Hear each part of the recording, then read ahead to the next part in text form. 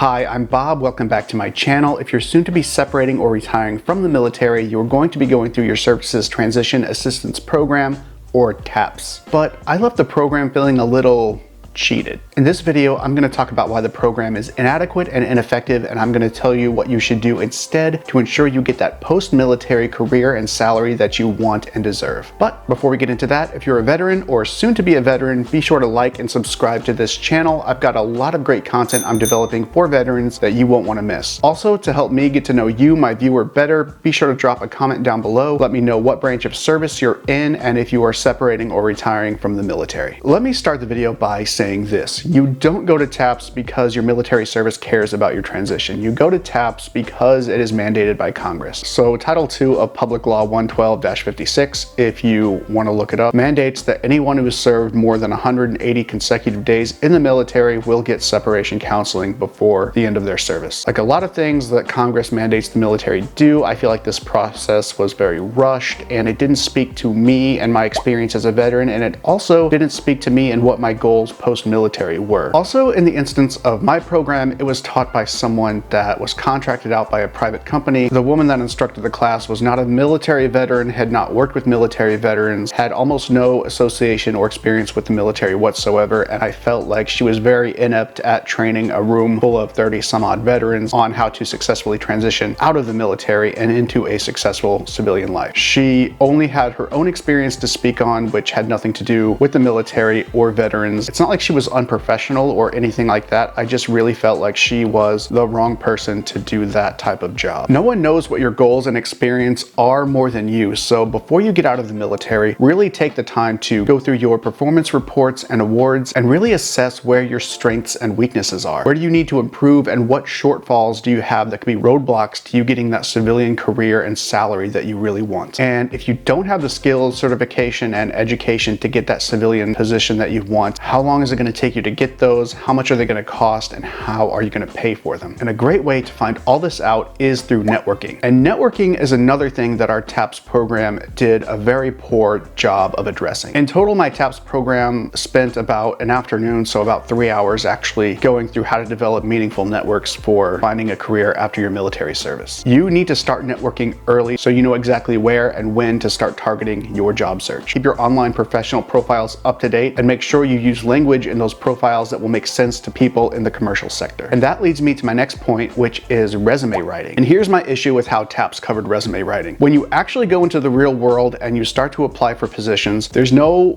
one magic bullet formula for a resume that's going to make someone say, wow, this resume is just so amazing, I must hire this person right now. Resumes are specific to the organization you're applying to and the type of position you want. So the resume writing advice you get in your TAPS class is going to be useful in writing just a basic boilerplate resume, but it's not going to give you a lot of benefit when you're actually applying to different organizations. And this is another reason why it's so important to network. When you start to network, you want to find people in the organizations and in the career fields you want to work in, and you need to find out from them what your resume needs to look like when you're applying for a certain position or you're applying to a certain organization. Your resume style and verbiage needs to be specific to the organization you're applying to and the position you're applying for. And that's going to be so much easier to do if you have a good network and you know people that are working in those jobs and for those companies that can help you to develop a good targeted resume. To the TAPS instructor's credit, she did take a lot of time going over how to translate your military experience into language that the commercial sector can understand, which is something that's really important and not so easy to do. So after resumes in my TAPS program, we talked about job interviews, and this is the part of TAPS that I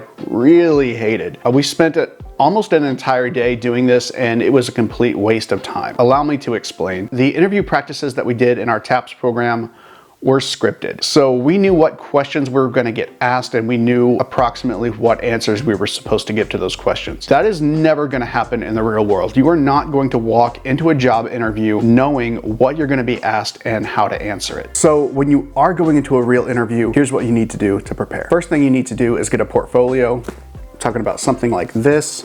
They're about $10 on Amazon. I'll put a link to the one I use in the description box below. When you go into the interview, take your portfolio, a pen, and a copy of your resume.